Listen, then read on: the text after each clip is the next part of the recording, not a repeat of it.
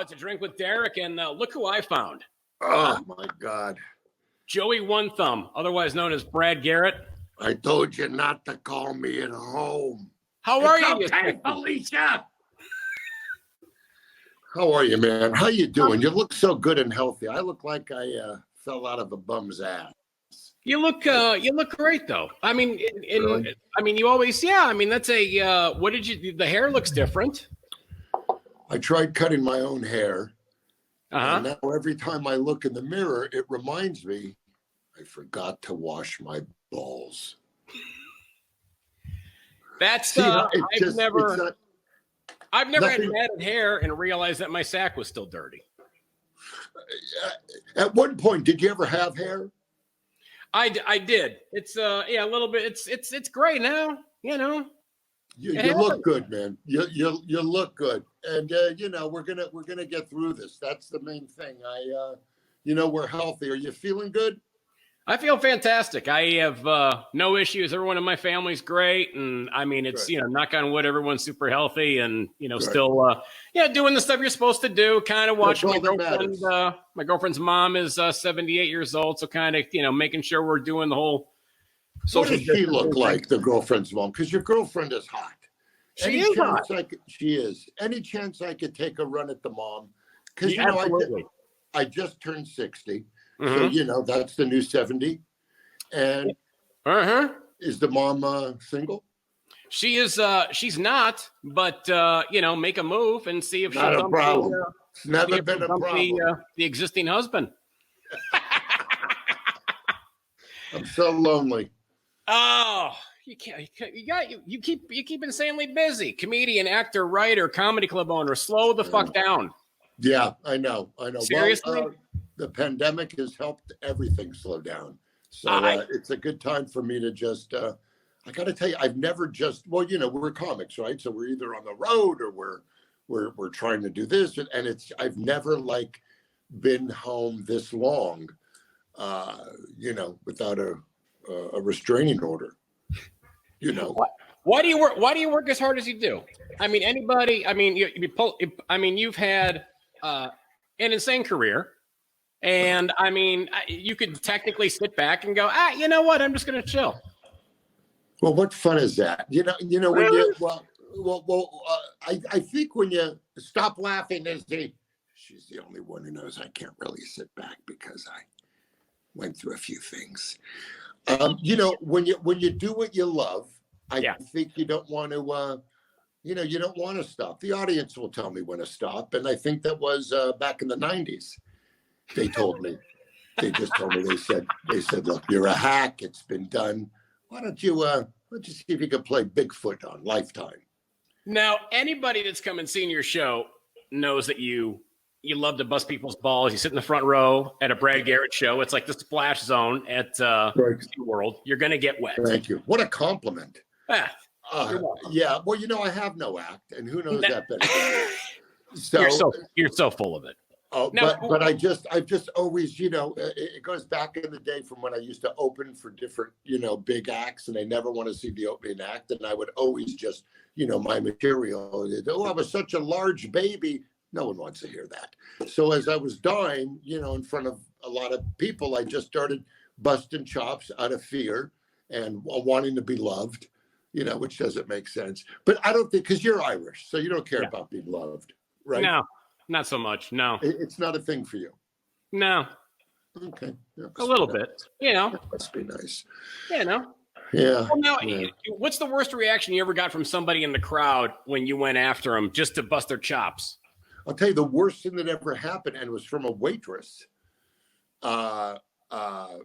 She threw a bottle at me after I gave her a zinger, and it had to do with her undercarriage because she crouched down to take a drink order, and the dumper was right in the Jew's face, and I was like, I can't work with an echo. And, you can't get hackier than that. And she turned around and she winged a bottle at me, and it got me right here. Thank God this is all linoleum, the entire forehead. When I was in the laboratory, they ran out of tissue. Where was that at? Do you remember? You're not going to believe it. It was the first year I had my little club at the Tropicana, right across the street. And I'll tell you how crazy the unions are. We have it on tape, and I go, look. She goes to union. She goes, I was being harassed, right? And we have a thing that if you work in my club, you have to have a sense of humor because everyone's open game and Sure. we have fun. If you're sensitive, this is not a room for you. So she knew that going in. And I think when she hit me in the melon, she was worried. So she went, to the union and the Tropicana went to the union and said, look, she threw a bottle at it. They didn't call me a performer in those days. They said at one of our circus people. We threw a bottle at one of our circus people. And they actually, they said, you better simmer down and not to make fun of our union people. But yeah, that's how crazy that was. It was a plastic bottle. But I'm Jewish, so I figured this is a lawsuit. So I did a tuck and roll off the stage, did a total tuck and roll off the stage, made sure I hit a table, grabbed my knee, and just yelled, you'll pay for this, until someone yelled all clear. That's how my people do it. Yeah. But it was but that was, back in the days I'd get shit. I still get, I still walk people. I walk 2 or 3 a night, that think they're coming to see Silly Robert. And, but we've worked together. We have so much fun. You're so damn funny. You're really very kind. Are, man. You're one of our favorites, man. And I can't wait till we're back together and we can be, and I can stop cutting my own hair and we can hang again. You never thought of a beard? No, I can't. I grow a beard and I just look like it comes in patches, like a fucked up front yard, right. Like where the dog keeps peeing on one side of it and you can't. This grows and then this doesn't. Sure. It's like it's sure. You don't think you're part spaniel or anything? On my penis side, I am. So you have spots on there. I have a very small spaniel spotted penis. That may not be markings. That's not the COVID either. Yeah, it isn't the COVID. It isn't the COVID.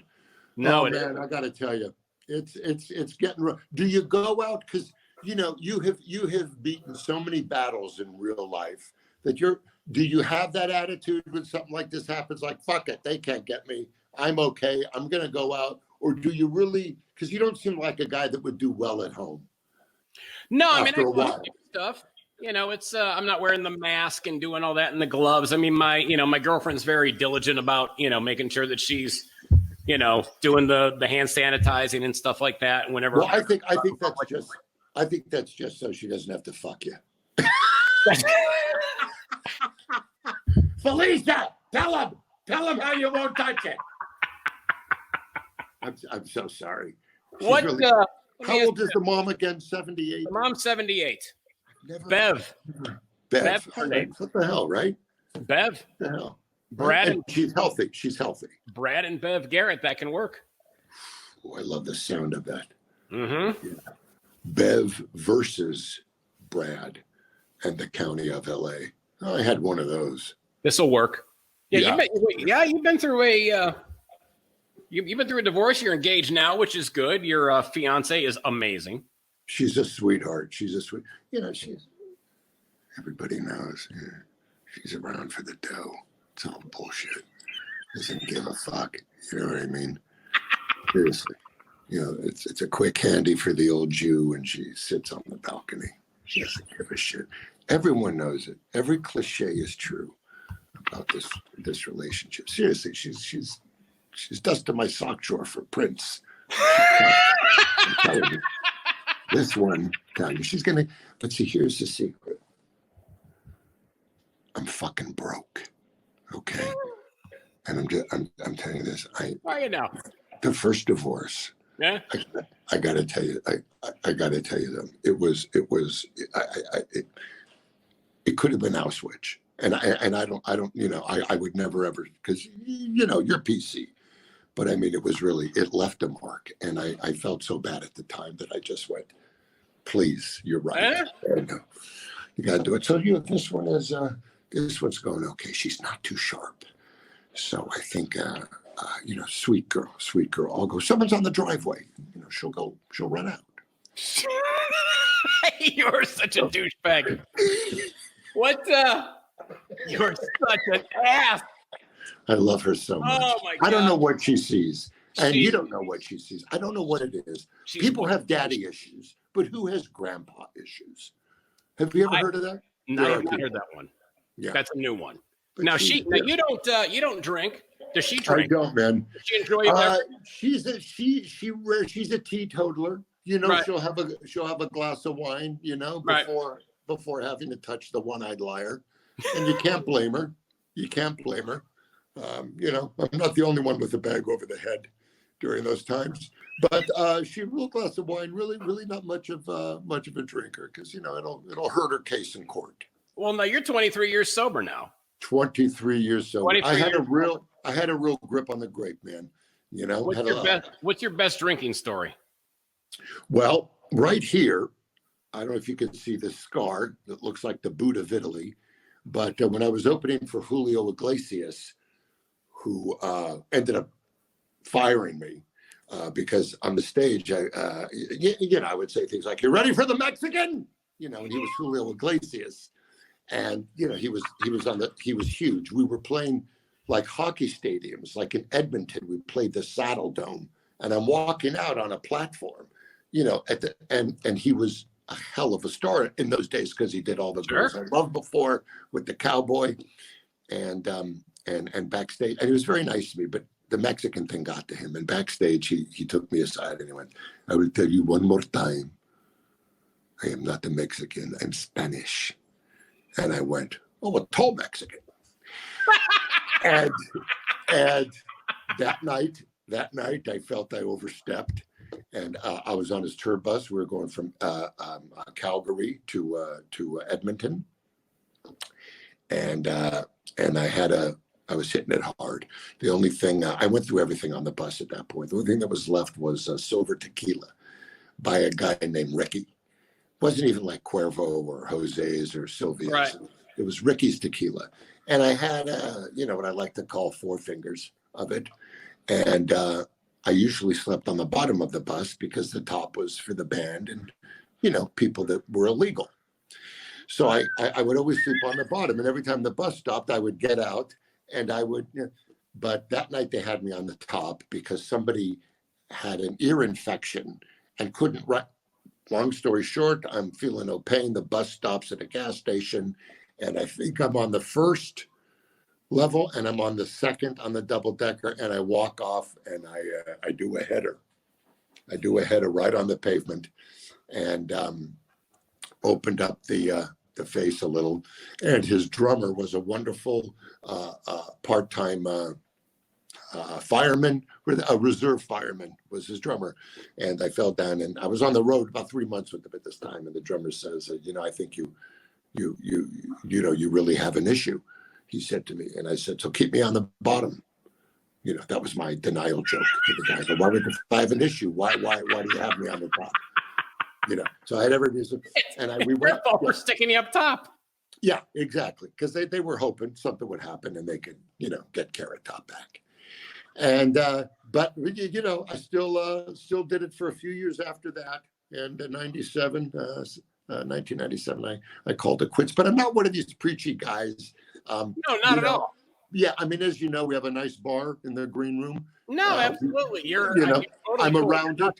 I was just done. It doesn't work for everybody. I was never good with moderation. You've seen me masturbate, and it's with a vigor. It's with emotion and an anger. Well, your enthusiasm, your sober, enthusiastic masturbation is I mean, it's unbelievable. I mean, I can't. Your technique is. Thank you. Really, it's not a technique as much as everything is in the. I don't have a lot of upper body strength. Okay, which is part of my problem. Right. But we replace one addiction for another. I think you know what I mean. So it's one thing or another. How many years have you been? That's why you don't like people sitting in your particular chair in the green room. I understand that. Well, I can tell you why. Because, most comics, they're fucking animals. They're filthy people. You know this. And there's only one chair in the green room that fits my jumbo can.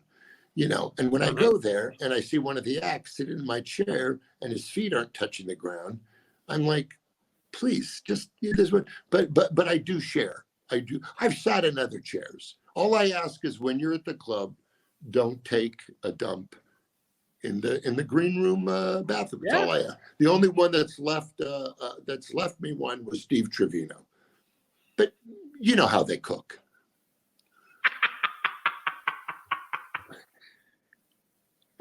Yeah, well, you had no choice.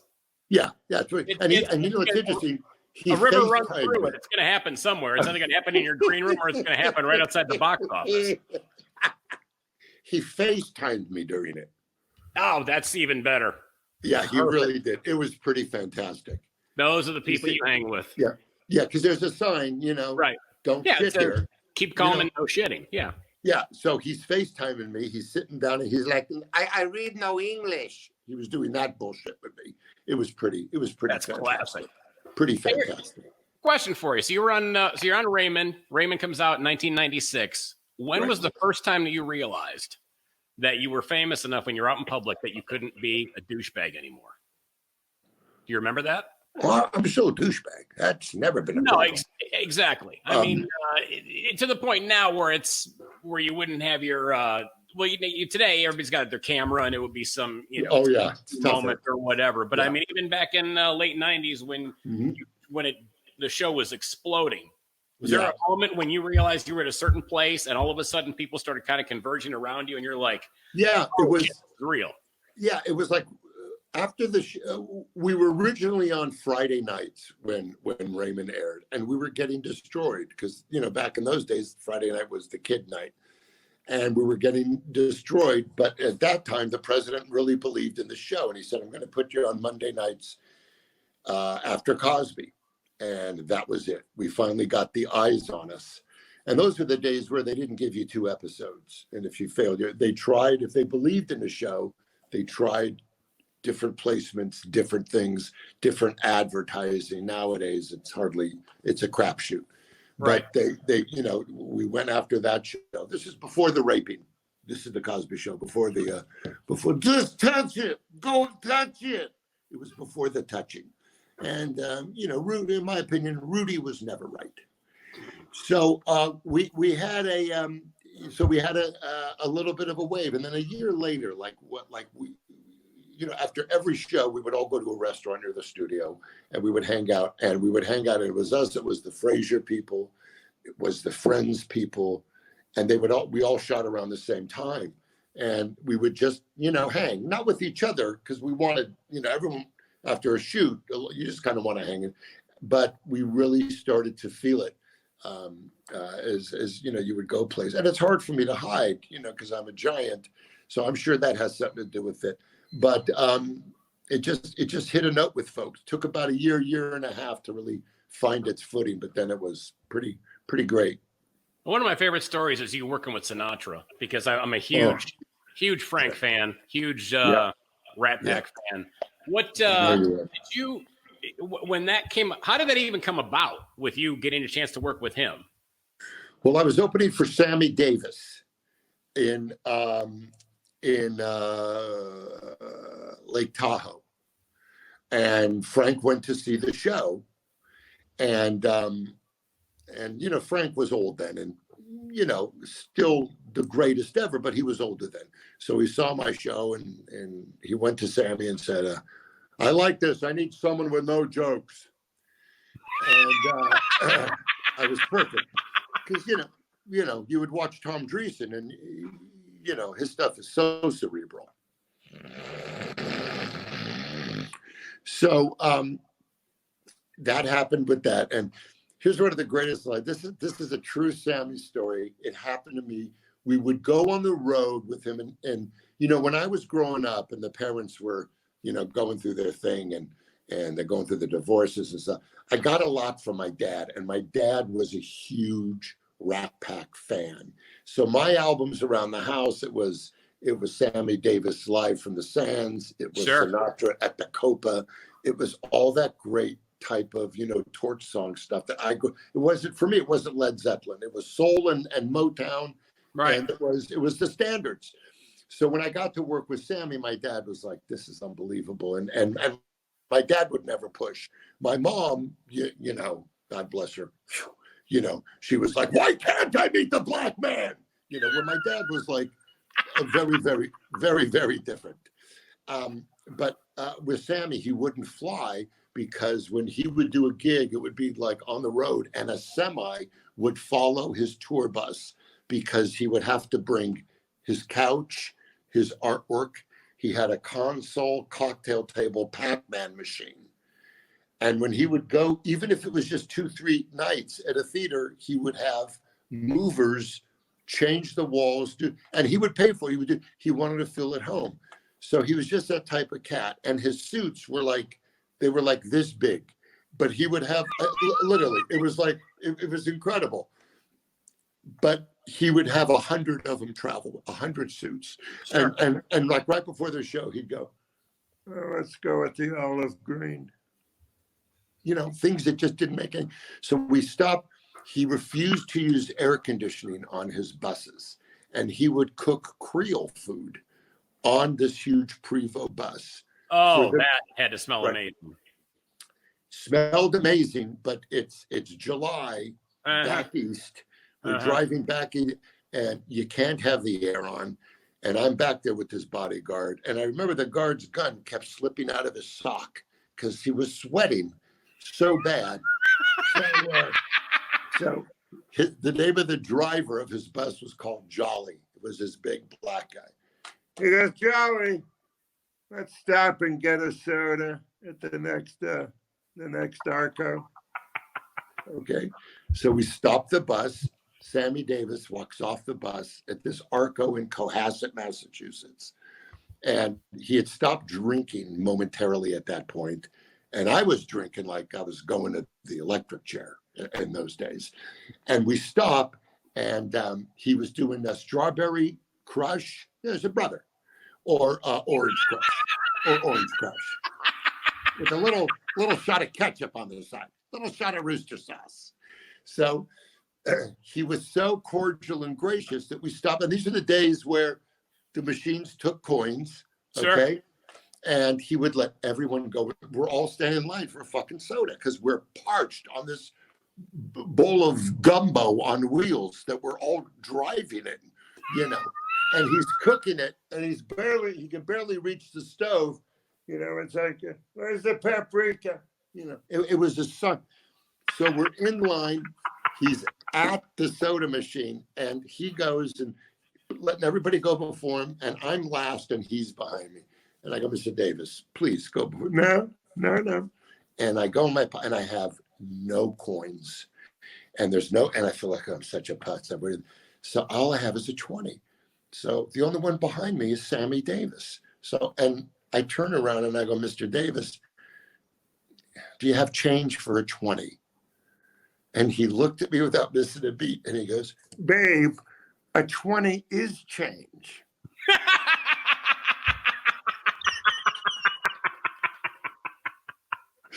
And I died. That's great. Yeah. Now, when you were working with Frank, did you hang out with him at all? There really wasn't any hanging with him. He would hold court. He would say like, dinner tonight at Patsy's at the Radio City. And you'd show up at Patsy's. I once had a dinner with him at the Desert Inn. It was me, Rich Little, a guy with a glass eye, and like 4 hookers. So it was interesting. I left with Rich. And but it was his Jimmy Stewart impression that got your dick hard, wasn't it? That's exactly what it was. Yes, and his mom's Mabley, which was incredible. It was great, and Frank would go, Rich, do Carson, and Rich would do the thing, and I was sitting there, and it was really very, very surreal, very, very crazy, but he would hang out, Frank, in those days. Now we're talking, he's 78, 79. Right. He would hang out in the lounge with 4 deep, and 3, 4 in the morning, and the lounge closed at 1:00 in those days. He wanted the old lounge at the Sands. Frank, let's go to bed. Let's go. I'm going nowhere. It became that. So I would, of course, being the macho guy I am, I would just crawl away on all fours and hide under a roulette table. But I had this. There was the one time I was dating this blonde chick that was, not nearly as lovely as Izzy. And she was way over my head, way out of my game. I mean, people would look at her and go, "Oh, he's obviously kidnapped her." And I was opening for Frank at the DI, and I said, "Hey, maybe you'll come into Vegas, and I'm opening for Frank." And she goes, "You're opening for Frank, Junior or Senior?" And I went because I was so mature. And I went, "No, the old man, really?" And she gets this. So I'm walking backstage, and you couldn't go to his dressing room, unless you were invited. It was a whole thing. You'd have to go through.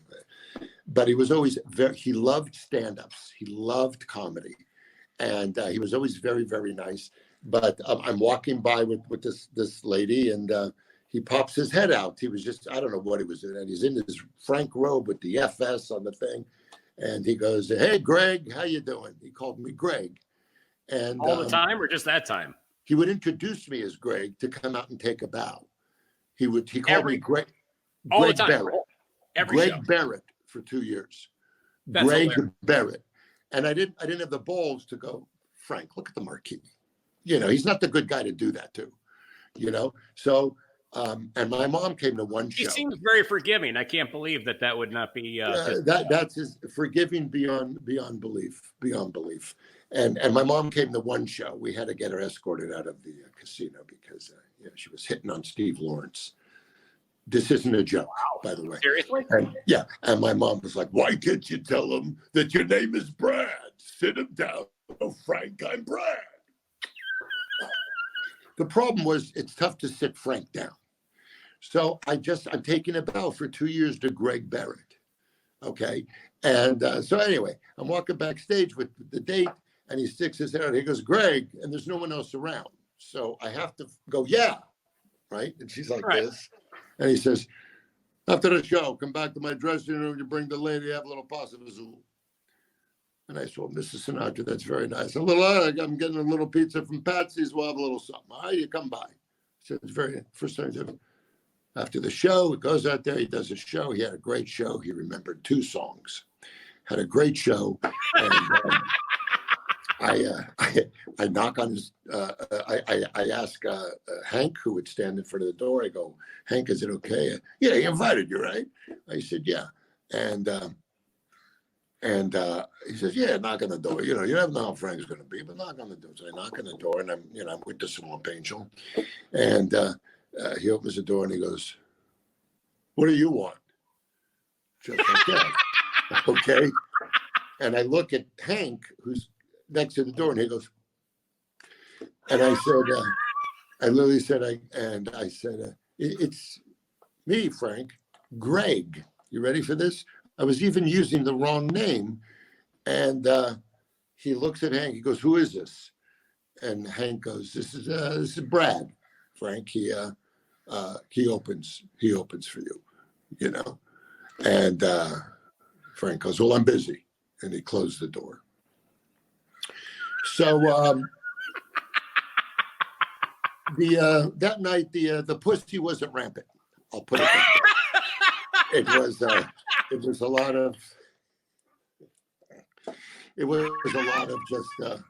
of please just touch it. I'm 4 large into this weekend. Would you? That's a great story. Yeah. Of all the stuff you have done, all the TV shows, movies, stuff like that, would you ever do an adult film?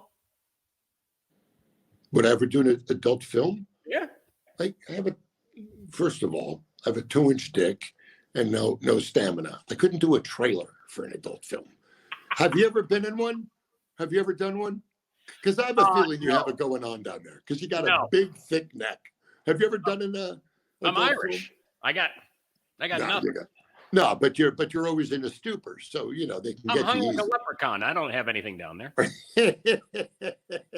No, I wish I would. You know what? I always wanted to play like in a very dark comedy, a half-hour comedy.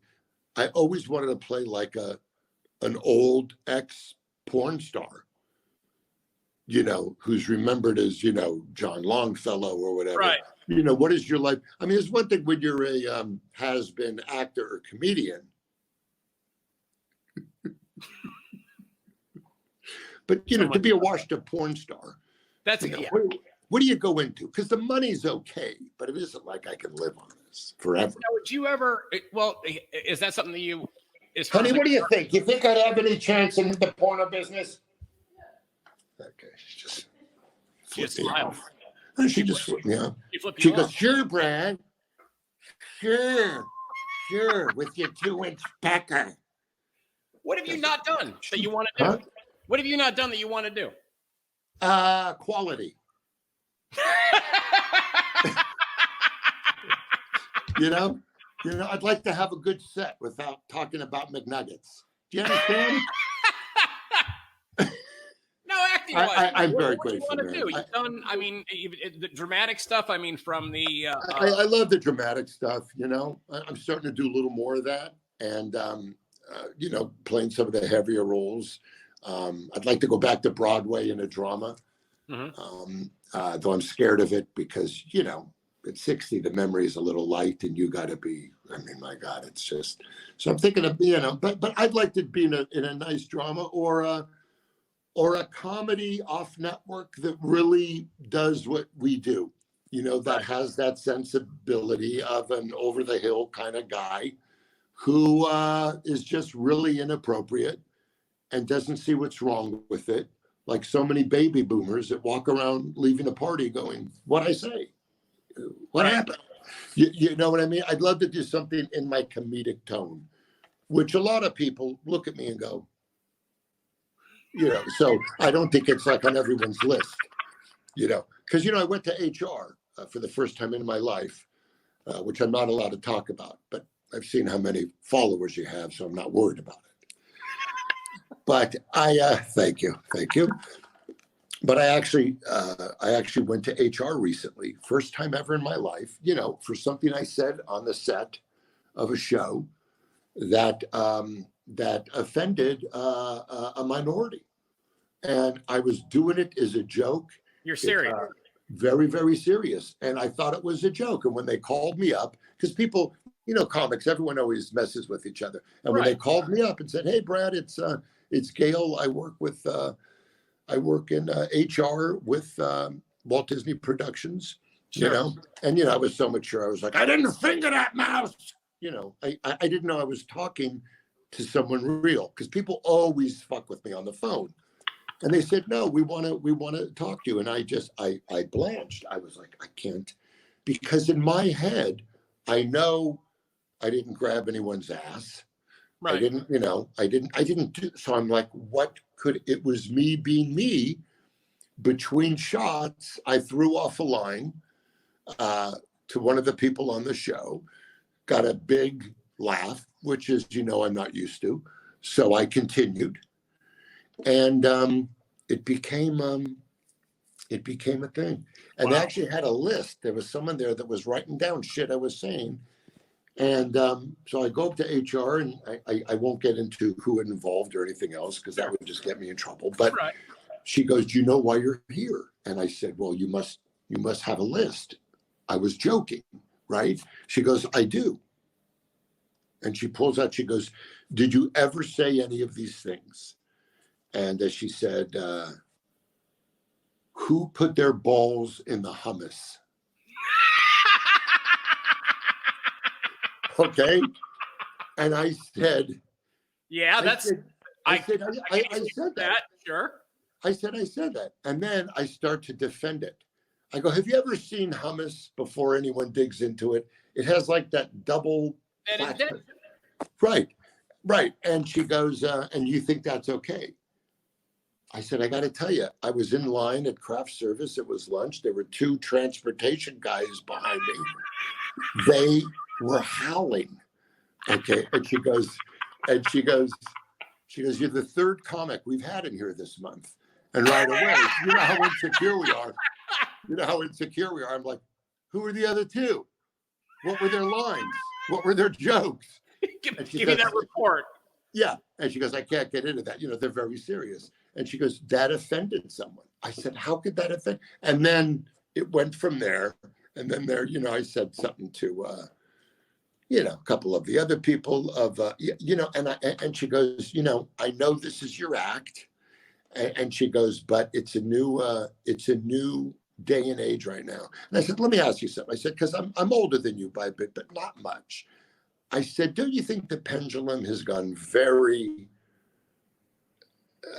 to the other side and at a very frightening rate when it comes, we're humor. It's humor. Oh, yeah. And she goes, oh, there's no question.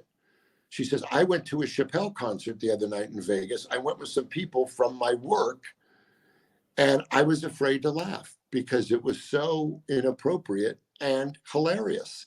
And I said, I really feel sorry for you. And she goes, it's a different time. She said, just save it for the stage. So, wow. Yeah. But I'll find out who it was. You know me, Garrett. Well, I'm going to kill him with kindness. That's what the therapist said. Kill him with kindness. That's how that's going to work for you? Yes, it's going to work. It's going to work. It's going to work for him. That's what's important. I'm sure it is. Dude, I can't wait for everything to get back to normal. Can't wait to get you back. Man, I can't wait to have you back. When we're back, you're going to be there. Hopefully you're in town because when we open, I want you there that week. So it's going to be a blast. They keep moving it, but I'd love having you. At the MGM, get out there, see it. Penny Dreadful, Showtime. Yes. When is that?